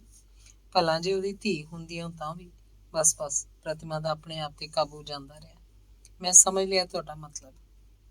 ਤੁਸੀਂ ਮੈਨੂੰ ਇਸ ਘਰ 'ਚੋਂ ਕੱਢਣ ਲਈ ਆਏ ਹੋ, ਪਰ ਮੈਂ ਐਡੀ ਡਰਾਕਲ ਨਹੀਂ ਕਿ ਤੁਹਾਡੀਆਂ ਧਮਕੀਆਂ ਤੋਂ ਡਰ ਕੇ ਘਰੋਂ ਨਿਕਲ ਜਾਵਾਂਗੀ। ਮੇਰਾ ਘਰ ਹੈ ਤੇ ਮੈਂ ਇਸ 'ਚ ਰਹਾਂਗੀ, ਕੋਈ ਮੈਨੂੰ ਕੱਢ ਨਹੀਂ ਸਕਦਾ। ਬੱਲੇ ਬੱਲੇ ਬੱਲੇ, ਉਹੀ ਗੱਭਰੂ ਬੋਲਿਆ, ਤੇਰਾ ਘਰ ਨਾ? ਨਾਲੇ ਤੇਰੇ ਤੇ ਝੱਟ ਹੀ ਉਸ ਪਹਿਲੇ ਬਜ਼ੁਰਗ ਨੇ ਉਹਨੂੰ ਰੋਕ ਕੇ ਆਪ ਬੋਲਣਾ ਸ਼ੁਰੂ ਕੀਤਾ। ਗੁੱਸੇ 'ਚ ਆਉਣ ਦੀ ਲੋੜ ਨਹੀਂ ਬੀਬੀ, ਮੰਨ ਲਿਆ ਤੇਰਾ ਘਰ ਸਹੀ, ਅਸੀਂ ਕੋਈ ਤੇਰੇ ਘਰ ਤੇ ਕਬਜ਼ਾ ਕਰਨ ਨਹੀਂ ਆਏ। ਤੂੰ ਬੇਸ਼ੱਕ ਇਸ ਘਰ ਦਾ ਸਾਰਾ ਸਮਾਨ ਲਦਾ ਕੇ ਲੈ ਜਾ, ਮਕਾਨ ਵੇਚਣਾ ਚਾਹੇ ਵੇਚ ਦੇ, ਰੱਖਣਾ ਚਾਹੇ ਜਾਂ ਜੰਦਰਾ ਮਾਰ ਜਾ, ਪਰ ਵੇਖੇ ਨਾ ਬੀਬੀ, ਅਸੀਂ ਲੋਕ ਵੀ ਧੀਆਂ ਭੈਣਾਂ ਵਾਲੇ ਹੋਏ। ਤੂੰ ਜਾਣਨੀ ਹੈ ਇੱਜ਼ਤ ਆਦਮੀ ਦੀ ਲੱਖੀ ਨਾ ਕਰੋੜੀ। ਇਹ ਇੱਕ ਮੱਛੀ ਸਾਰਾ ਪਾਣੀ ਗੰਦਾ ਕਰ ਦਿੰਦੀ ਹੈ। ਤੂੰ ਆਪ ਸਿਆਣੀ ਹੈ, ਪਰ ਕਿਹੜੇ ਕਸੂਰ ਬਦਲੇ ਮੈਨੂੰ ਘਰੋਂ ਕੱਢਣ ਦਾ ਫੈਸਲਾ ਕੀਤਾ ਹੈ ਤੁਹਾਡੀ ਪੰਚਾਇਤ ਨੇ? ਕੀ ਮੈਂ ਪੁੱਛ ਸਕਦੀ ਹਾਂ? ਆਹੋ, ਮੈਂ ਵੀ ਦੱਸਣਾ ਵਾ। ਉਹੀ ਤੇਜ ਗੱਭਰੂ ਬੋਲਿਆ ਕਿ ਤੇਰੀ ਮਾਂ ਇੱਕ ਬਾਜ਼ਾਰੀ ਤੀਵੀਂ ਸੀ। ਮਾਂ ਮੇਰੀ ਬਾਜ਼ਾਰੀ ਤੀਵੀਂ ਸੀ ਤੇ ਇਹਦਾ ਮਤਲਬ ਹੈ ਕਿ ਮੈਂ ਵੀ ਬਾਜ਼ਾਰੀ ਹਾਂ? ਇਹ ਹੁਣ ਸਾਨੂੰ ਕੀ ਪਤਾ, ਤੂੰ ਜਾਣ, ਤੇਰਾ ਕੰਮ ਜਾਣੇ। ਅਸਾਂ ਤੇ ਪੰਚਾਇਤ ਦਾ ਫੈਸਲਾ ਤੈਨੂੰ ਸੁਣਾਤਾ ਹੈ, ਅੱਗੇ ਆਪਣਾ ਪੜ੍ਹਿਆ ਵਿਚਾਰ ਲੈ। ਮੈਨੂੰ ਕੋਈ ਪਰਵਾਹ ਨਹੀਂ ਤੁਹਾਡੀ ਪੰਚਾਇਤ ਦੇ ਫੈਸਲਿਆਂ ਦੀ। ਮੈਂ ਨਹੀਂ ਜਾਵਾਂਗੀ। ਜਾਓ, ਜਿਹੜਾ ਜ਼ੋਰ ਲੱਗਦਾ ਲਾ ਲਓ। ਬੋਲਦਿਆਂ ਪ੍ਰਤਿਮਾ ਦਾ ਸਾਹ ਤੇਜ਼ ਚੱਲਣ ਲੱਗ ਪਿਆ। ਵੇਖ ਲਾਂਗੇ ਆਪੇ, ਕਹਿੰਦਾ ਹੋਇਆ ਗੱਭਰੂ ਉਸ ਵਡੇਰੀ ਉਮਰ ਵੱਲ ਤੱਕ ਕੇ ਬੋਲਿਆ। ਚਲੋ ਲੰਬੜਦਾਰ, ਉੱਠ ਚੱਲੀਏ। ਲੱਤਾਂ ਦੇ ਭੂਤ ਗੱਲਾਂ ਨਾਲ ਨਹੀਂ ਨਿਕਲਦੇ ਹੁੰਦੇ। ਪ੍ਰਤਿਮਾ ਦਾ ਗੁੱਸਾ ਇੱਕ ਵਾਰੀ ਫੇਰ ਉਬਲਿਆ। ਮੂੰਹੋਂ ਵੱਧ ਘੱਟ ਬੋਲਣ ਦਾ ਕੋਈ ਕੰਮ ਨਹੀਂ। ਮੈਂ ਕਹਿੰਦੀ ਹਾਂ, ਮੈਂ ਵੀ ਵੇਖ ਲਾਂਗੀ ਕੌਣ ਜੰਮਿਆ ਮੈਨੂੰ ਇੱਥੋਂ ਕੱਢਣ ਵਾਲਾ। ਹੁਣ ਇੱਕ ਦੇ ਥਾਂ ਚਾਰੇ ਜ਼ਬਾਨਾਂ ਇਕੱਠੀਆਂ ਬੋਲ ਉੱਠੀਆਂ। ਉਹ ਛੱਡੋ ਜਵਾਨੋ, ਕੰਜਰੀ ਨਾਲ ਕੀ ਆਡਾ ਲਾ ਬੈਠੇ ਜੀ।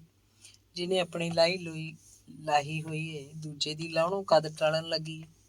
ਹੇਖਾਂ ਕਦ ਟਲਣ ਲੱਗੀ। ਮਾਰ ਮਾਰ ਜੁੱਤੀਆਂ ਸਿੱਧੀਆਂ ਨਹੀਂ ਕਰ ਦਈਦਾ।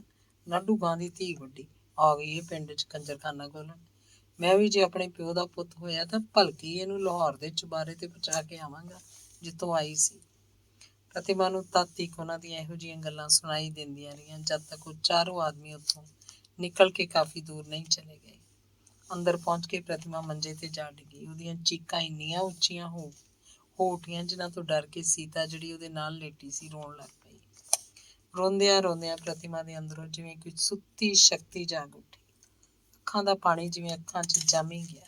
ਸੀਤਾ ਰੋਈ ਜਾਂਦੀ। ਇਹ ਗੱਲ ਦਾ ਖਿਆਲ ਉਹਨੂੰ ਨਾ ਰਿਹਾ ਕਿ ਹਿਰਦੇ ਦੀ ਕਿਸੇ ਗੁੰਮਨਾਮ ਜਿਹੀ ਨੁਕਰੇ ਉੱਠ ਕੇ ਫੈਲਰ ਆ ਰਹੇ ਇੱਕ ਭਿਆਨਕ ਖਿਆਲ ਨੇ ਸਿਰ ਦੀ ਚੋਟੀ ਤੱਕ ਪ੍ਰਤਿਮਾ ਨੂੰ ਡੋਬ ਦਿੱਤਾ। ਜਿਉਂ-ਜਿਉਂ ਬਰਸਾਤੀ ਹੜ੍ਹ ਵਾਂਗ ਖਿਆਲਾਂ ਦਾ ਇਹ ਵੇਗ ਵੱਧਦਾ ਗਿਆ, ਪ੍ਰਤਿਮਾ ਦੇ ਅੰਦਰ ਕੋਈ ਭਿਆਨਕ ਪ੍ਰੇਰਨਾ ਪੈਦਾ ਹੁੰਦੀ ਗਈ। ਮੰਜੇ ਨੇ ਸਮੁੰਦਰ ਦੀ ਲਹਿਰ ਬਣ ਕੇ ਜਿਵੇਂ ਪ੍ਰਤਿਮਾ ਨੂੰ ਉਛਾਲ ਦਿੱਤਾ।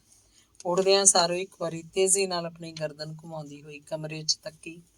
ਫਿਰ ਜਦ ਉਹਨੇ ਮਹਿਸੂਸ ਕੀਤਾ ਕਿ ਅੰਦਰੋਂ ਉੱਠ ਰਹੇ ਉਸ ਨਵੇਂ ਖਿਆਲ ਦੀ ਬਹੁਲਤਾ ਉਹਦੇ ਅੰਦਰ ਸਮਾਉਣੀ ਔਖੀ ਹੋ ਗਈ, ਝਪਟ ਕੇ ਸੀਤਾ ਪਾਸ ਪਹੁੰਚੀ। ਉਸ ਨਾਲ ਇਸ ਤਰ੍ਹਾਂ ਗੱਲਾਂ ਕਰਨ ਲੱਗੀ ਜਿਵੇਂ ਕਿਸੇ ਸਿਆਣੀ ਨਾਲ ਕਰੀਦੀਆਂ ਹਨ, ਜਿਵੇਂ ਉਹਦੀਆਂ ਗੱਲਾਂ ਨੂੰ ਨੰਨੀ ਜੀ ਸੀਤਾ ਸੁਣ ਤੇ ਸਮਝ ਰਹੀ ਹੋਵੇ। ਉਹ ਕਹਿ ਰਹੀ ਸੀ, ਸੀਤਾ, ਜੇ ਸਾਰਾ ਜ਼ਮਾਨਾ ਮੈਨੂੰ ਚੁਬਾਰੇ ਤੇ ਪਹੁੰਚਾਉਣ ਲਈ ਹੀ ਤੁਲਿਆ ਬੈਠਾ ਹੈ, ਜੇ ਮੇਰੇ ਤੇਰੇ ਰਹਿਣ ਲਈ ਦੁਨੀਆ 'ਚ ਹੋਰ ਕੋਈ ਥਾਂ ਨਹੀਂ, ਚੱਲ ਉੱਥੇ ਹੀ ਚੱਲੀਏ ਜਿੱਥੇ ਸਾਨੂੰ ਭੇਜਣਾ ਚਾਹੁੰਦੇ ਨੇ। ਵੇਸਵਾ ਦੀ ਧੀ ਨੂੰ ਜੇ ਉਹ ਵੇਸਵਾ ਹੀ ਰੱਖਣਾ ਚਾਹੁੰਦੇ ਨੇ ਤਾਂ ਇਸ 'ਚ ਮੇਰਾ ਕੀ ਵਸ। ਅੱਜ ਮੈਂ ਇਹਨਾਂ ਲੋਕਾਂ ਨੂੰ ਕਲੰਕ ਜਾਪ ਰਹੀ ਹਾਂ ਤਾਂ ਕਿਉਂ ਨਾ ਮੈਂ ਇਸ ਕਲੰਕ ਦੀ ਬਿਮਾਰੀ ਨਾਲ ਇਹਨਾਂ ਲੋਕਾਂ ਦੀ ਪਾਰਸਾਈ ਨੂੰ ਚਾਰ ਚੰਦ ਲਾਵਾਂ। ਚੱਲ ਸੀਤਾ, ਛੱਡ ਹੁਣ ਇੱਜ਼ਤ ਤੇ ਧਰਮ ਦੇ ਝੂਠੇ ਦਾਅਵਿਆਂ ਨੂੰ। ਆ ਅਸੀਂ ਉਸੇ ਦੁਨੀਆ 'ਚ ਚੱਲ ਵਸੀਏ ਜਿੱਥੇ ਸਾਡੇ ਜਾ ਬੈਠਣ ਨਾਲ ਇਸ ਸਮਾਜ ਦਾ ਮੂੰਹ ਉਜਲਾ ਹੋ ਸਕੇ। ਅੱਜ ਇਹ ਲੋਕ ਇਸ ਕੰਜਰੀ ਦੀ ਧੀ ਨੂੰ ਆ ਕੇ ਤੁਖਣੀਆਂ ਦਿੰਦੇ ਨੇ। ਚੱਲ ਹੁਣ ਇਹਨਾਂ ਨੂੰ ਕੰਜਰੀ ਦੀ ਧੀ ਬਣ ਕੇ ਹੀ ਵਿਖਾਵਾਂ ਇੱਕ ਵਾਰੀ। ਇਸੇ ਤਰ੍ਹਾਂ ਪਕੜਵਾਹ ਕਰਦੀ ਹੋਈ ਉਹ ਸੀਤਾ ਨੂੰ ਦੁੱਧ ਚੁੰਘਾਉਂਦੀ ਰਹੀ ਤੇ ਜਦ ਸੀਤਾ ਸੌਂ ਗਈ, ਪ੍ਰਤਿਮਾ ਫਿਰ ਮੰਜੇ ਤੋਂ ਉੱਠ ਕੇ ਸ਼ੁਦਾਈਆਂ ਵਾਂਗ ਕਿੰਨਾ ਹੀ ਚਿਰ ਕਮਰੇ 'ਚ ਫਿਰਦੀ ਰਹੀ। ਫਿਰਦਿਆਂ ਫਿਰਦਿਆਂ ਉਸ ਸੰਦੂਕੜੀ ਪਾਸ ਜਾ ਕੇ ਠਹਿਰ ਗਈ। ਉਸ ਵਿੱਚੋਂ ਉਹੀ ਪੋਟਲੀ ਕੱਢ ਕੇ ਉਸ ਵਿਚਲੀ ਰਕਮ ਗਿਣਨੀ ਸ਼ੁਰੂ ਕੀਤੀ। 230 ਰੁਪਏ। ਉਹਨੇ ਫਿਰ ਆਪਣੇ ਨਾਲ ਗੱਲਾਂ ਸ਼ੁਰੂ ਕਰ ਦਿੱਤੀਆਂ ਤੇ ਸੀਤਾ ਦਾ ਲੌਕੇਟ ਤੇ ਕੜੇ, ਇਹ ਵੀ 200-250 ਦੇ ਘੱਟੋ ਘੱਟ ਹੋਣਗੇ। ਚਲੋ 500 ਦੀ ਰਕਮ ਕਾਫੀ ਹੈ। ਟਿੱਬੀ ਬਾਜ਼ਾਰ ਦੀ ਕੋਈ ਮਾੜੀ ਮੋਟੀ ਬੈਠਕ, ਨਹੀਂ ਤਾਂ ਹੋਟਲ ਦਾ ਕੋਈ ਛੋਟਾ ਮੋਟਾ ਕਮਰਾ। ਬੋਲਦੀ ਬੋਲਦੀ ਇੱਕ ਵਾਰਗੀ ਗੁੰਮ ਹੋ ਗਈ, ਸ਼ਾਇਦ ਕਿਸੇ ਵਿਰੋਧੀ ਖਿਆਲ ਦੇ ਅਸਰ ਨਾਲ। ਹੁਣ ਫੇਰ ਉਹ ਮੰਜੇ ਤੇ ਝੁਕੀ ਹੋਈ ਸੁੱਤੀ ਹੋਈ ਸੀਤਾ ਵੱਲ ਟਿਕੀ ਲਾਈ ਤੱਕ ਰਹੀ ਸੀ। ਤੱਕਦੀ ਹੋਈ ਇਸ ਤਰ੍ਹਾਂ ਬੋਲ ਰਹੀ ਸੀ, ਕਿਉਂ ਸੀਤਾ, ਕਿ ਤੂੰ ਖਿਆਲ ਕਰਦੀ ਕਿ ਤੈਨੂੰ ਵੀ ਮੈਂ ਉਸੇ ਤਰ੍ਹਾਂ ਇਸ ਪਾਪੀ ਦੁਨੀਆ ਦੇ ਰਹਿਣ ਤੇ ਛੱਡ ਦੇਵਾਂ ਜਿਸ ਤਰ੍ਹਾਂ ਮੇਰੀ ਮਾਂ ਮੈਨੂੰ ਛੱਡ ਗਈ ਸੀ? ਨਾ, ਡਰ ਨਾ, ਮੈਂ ਆਪਣੀ ਮਾਂ ਦੀ ਗਲਤੀ ਨੂੰ ਨਹੀਂ ਦੁਹਰਾਵਾਂਗੀ। ਮੈਂ ਤੇਰਾ ਭਵਿੱਖ ਉਜਲਾ ਬਣਾ ਕੇ ਦੁਨੀਆ ਤੋਂ ਜਾਵਾਂਗੀ। ਜਾਣੀ ਹੈ ਮੇਰੀ ਇਹ ਦੁਰਦਸ਼ਾ ਅੱਜ ਕਿਉਂ ਕੀਤੀ ਜਾ ਰਹੀ ਹੈ? ਇਸੇ ਲਈ ਕਿ ਸਮਾਜ ਦੇ ਸਿਰ 'ਚ ਮਾਰਨ ਲਈ ਸੋਨੇ ਦੀ ਜੁੱਤੀ ਨਹੀਂ ਮੇਰੇ ਕੋਲ। ਨਹੀਂ ਤੇ ਕਿਹਦੀ ਮਾਂ ਸੂਈ ਸੀ ਕਿ ਮੇਰੇ ਵੱਲ ਅੱਖ ਉੱਚੀ ਕਰਕੇ ਤੱਕ ਜਾਂਦਾ। ਬਸ, ਸਮਾਜ ਮੇਰਾ ਦੁਸ਼ਮਣ ਹੈ ਤੇ ਮੈਂ ਉਸ ਪਾਸੋਂ ਬਦਲਾ ਲਵਾਂਗੀ ਤੇ ਪੁੱਜ ਕੇ ਲਵਾਂਗੀ। ਪਰ ਫਿਕਰ ਨਾ ਕਰ ਸੀਤਾ, ਤੇਰਾ ਅੱਗਾ ਮੈਂ ਨਹੀਂ ਵਿਗੜਨ ਦਿਆਂਗੀ।